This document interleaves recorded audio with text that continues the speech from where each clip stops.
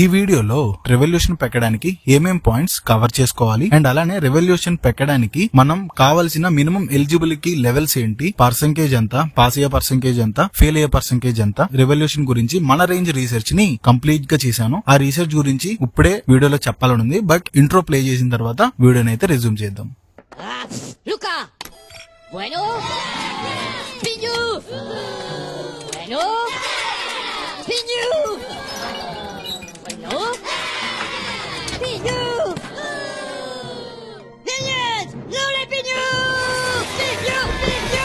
Intro బాగా అనిపించింది కదా, యా నాకు నచ్చింది. ఏ టాపిక్ లోకి వెళ్ళిపోతే గనక రెవల్యూషన్ చాలా మందికి ఉన్న డౌట్. జేఎన్‌టీయూ ఏం యూనివర్సిటీ అయినా గానీ అండ్ మీరు అటానమస్ అయినా గానీ or if in case universities నుంచి అయినా గానీ రెవల్యూషన్ ఎప్పుడు పెడతామంటే మనకి సాటిస్ఫై అవ్వకపోతే మన రిజల్ట్ తో రెవల్యూషన్ పెట్టుకోవడానికి ఒక ఆప్షన్ అయితే ఉంటుంది. సో ఇది అందరికీ తెలిసిందే, ఈ సుత్తొద్దు మనకి. ఇప్పుడు ఏంట్రా అంటే చాలా మంది ఫెయిల్ అయ్యారు. ఇప్పుడు రీసెంట్ గా M3 ఎగ్జామ్ ఒకటి అండ్ చాలా మందికి రిజల్ట్స్ రిలీజ్ అయిపోయాయి కాబట్టి చాలా మంది ఫెయిల్ అయ్యారు. వీళ్ళందరికీ ఒకే ఒక డౌట్ ఏంటంటే నేను రెవల్యూషన్ కి వెళ్ళాలా వద్దా. రెవల్యూషన్ కి వెళ్ళాలి అనుకుంటే నేను ఏమేమి టర్మ్స్ ని కన్సిడర్ చేసుకోవాలి, దీని గురించి మాట్లాడదాం. ఇది 3 టాపిక్స్ గా డివైడ్ చేశాను. First topic revolution terms. Okay, దీంట్లో 4 టర్మ్స్ ఉంటాయి. ఫస్ట్ థింగ్, నువ్వు ఎన్ని పేజెస్ అటెంప్ట్ చేసావు. నువ్వు మినిమం ఒక 18 నుంచి 24 పేజీల మధ్యలో ఎక్స్ప్లెయిన్ చేయాలి.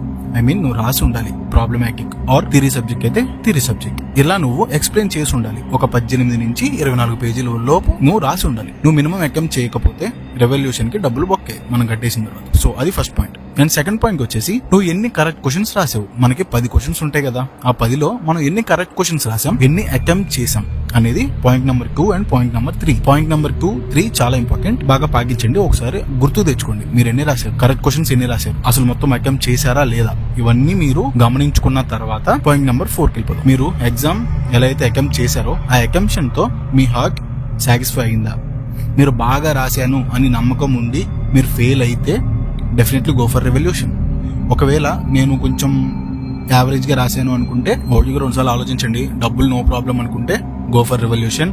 కొన్ని సార్లు చెప్పలేం, పాస్ అయ్యే ఛాన్సెస్ ఉన్నాయి. అండ్ మాక్సిమం నాకు అంత అనిపించట్లేదు అనుకుంటే గనక రెవల్యూషన్ వైపు కూడా చూడొద్దు, డబ్బులు ఒక్కే మాక్సిమం. ఎందుకంటే రెవల్యూషన్ ఒక పాస్ పర్సెంటేజ్ ఏంటి అంటే 30-70. 30% పాస్ అయ్యే ఛాన్సెస్ ఉంది, 70% ఫెయిల్ అయ్యే ఛాన్సెస్ ఉన్నాయి. రెవల్యూషన్ అనేది ఆల్వేస్ ప్రిఫరబుల్ అయితే కాదు, ఒకటికి 2 సార్లు మల్టిపుల్ టైమ్స్ ఆలోచించుకోండి. మీకు సాటిస్ఫై అవ్వలేదు మీ రిజల్ట్ తో, కంపల్సరీ రెవల్యూషన్ పెట్టుకోవాలి అనుకుంటేనే పెట్టుకోండి. అనవసరంగా డబ్బులు అయితే వేస్ట్ చేసుకోవద్దు. ఎందుకంటే రెవల్యూషన్ కి 1000 ఆర్ అబౌవ్ 1000 పడుతుంది. మళ్ళీ సప్లీ కట్టుకోవడానికి అయితే ఇంకా తక్కువే పడుతుంది. కంపేర్ చేసుకోండి ప్రైజెస్, నో ప్రాబ్లం అనుకుంటే గో ఫర్ రెవల్యూషన్. అండ్ ఎవరైతే బాగా రాశానో అండ్ ఇది నా లాస్ట్ అటెంప్ట్ అనుకుంటారో మీరు రీకరెక్షన్ కూడా పెట్టుకోవచ్చు. బట్ ఇది 10,000 ఉంటుంది. రీకరెక్షన్ అటెంప్ట్ చేస్తే గనక మీ కాలేజ్ కి వెళ్లి మొత్తం ప్రొసీజర్ తెలుసుకున్న తర్వాత మాత్రమే అప్లై చేయండి. చెప్పాల్సిన టాపిక్ ని చెప్పేశాను, 2-3 మినిట్స్ లో చెప్పేశాను. ఇలా చిన్నగా ఇన్ఫర్మేటివ్ వీడియోస్ మాత్రమే కావాలి అనుకుంటే వెంటనే సబ్స్క్రైబ్ చేయి.